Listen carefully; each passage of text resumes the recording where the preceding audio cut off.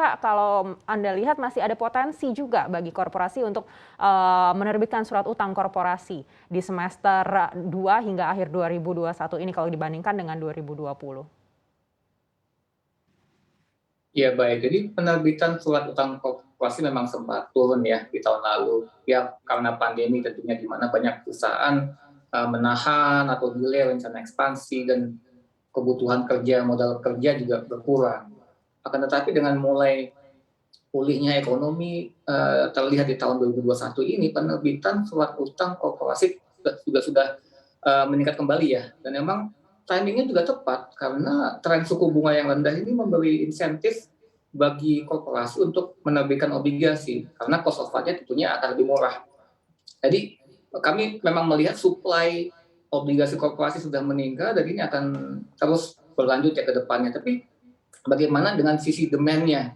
Nah ini juga menarik karena seiring dengan turunnya yield obligasi pemerintah ya itu menyebabkan minat terhadap obligasi korporasi juga meningkat.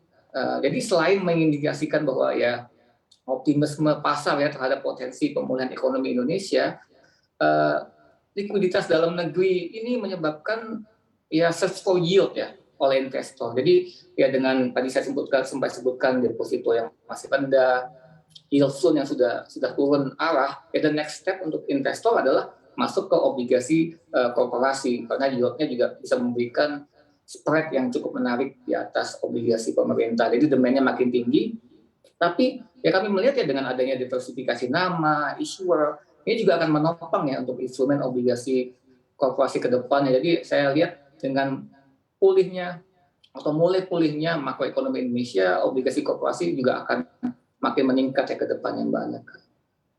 Baik. Kalau menurut Anda, yang mana yang lebih direkomendasikan? Apakah reksadana pendapatan tetap atau reksadana terproteksi hingga akhir 2021 ini?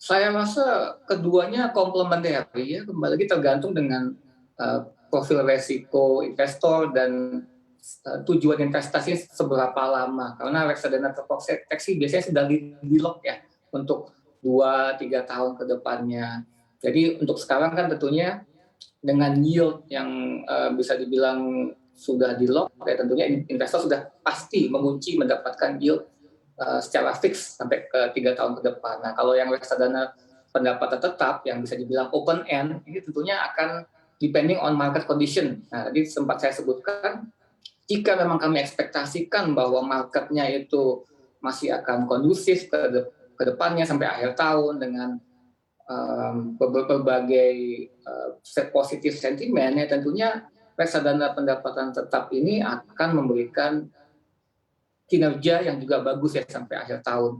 Jadi, untuk informasi lebih lengkap dan berita terkait, jangan lupa untuk klik link di deskripsi. Dan jangan lupa juga untuk unduh aplikasi CNBC Indonesia di Google Play Store dan App Store. Dan yang terakhir, jangan lupa untuk subscribe ya.